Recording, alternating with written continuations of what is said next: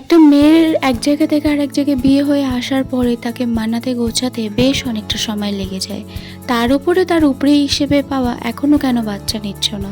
আর তার মধ্যে যদি 2-3 বছর হয়ে যায় তাহলে তো আর কথাই নেই।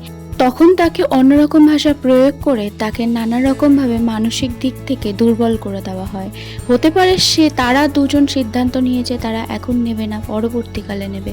সেটা তাদের স্বামী স্ত্রী দুজনার ব্যক্তিগত ব্যাপার।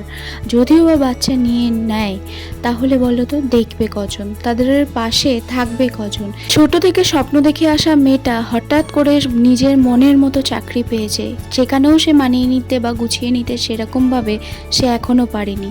তবে তার শ্বশুরবাড়ির মেন্টালিটির চাপে তাকে তার বাধ্যতামূলক কাজ ছেড়ে দিয়ে ঘরেতে প্রেগনেন্ট হয়ে বসে থাকতে হবে।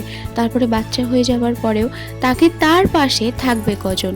তার সন্তানকে পুরো দেখাশোনার দায়িত্ব প্লাস সংসারের দায়িত্ব একটুকুনি হলেও নেবে কজন? জানো তো আসল কথাটা কি? তোমার পাশে থাকবে না কেউই, কিন্তু কথা শোনানোর জন্য 1000 জনকে তুমি তোমার লাইফে পেয়ে যাবে। তাই বেশি চাপ না নিয়ে তুমি তোমার মতো এগোও। যেটার জন্য নিজেকে এত দিনভাবে পরিশ্রম করে তৈরি করেছো, সেটা যতক্ষণ না তুমি পেয়ে যাচ্ছ আর অন্য কিছু ভেবো না।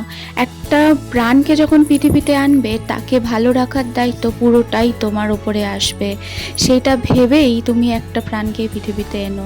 যদি দায়িত্ব না নিতে পারো তাহলে আমি বলবো এসব ছোটোখাটো মানুষজনের কথা কানে নিয়ে নিজেকে দুঃখ দিও না। এগিয়ে চলো, জীবনটা অনেক সুন্দর। হতে পারে সেটা 70, 60, 50, কিন্তু তার মধ্যেও নিজেকে নিজে উপলব্ধি করো, খুশি থাকো নিজের মধ্যে। আর যারা তোমার খুশি সহ্য করতে পারে না তাদের থেকে দূরে থাকো। যারা তোমাকে নিয়ে অনেক খুশি থাকে তাদের মধ্যে নিজেকে ভাসিয়ে দাও। আমাদের জীবনের প্রত্যেকটা মুহূর্তে শিক্ষা দিয়ে যায়, আর সেই শিক্ষাটা নিয়ে যদি তুমি চলতে পারো তাহলেই তুমি সাকসেস। আর যদি গা ভাসাও তাহলে ভাসিয়েই দেবে।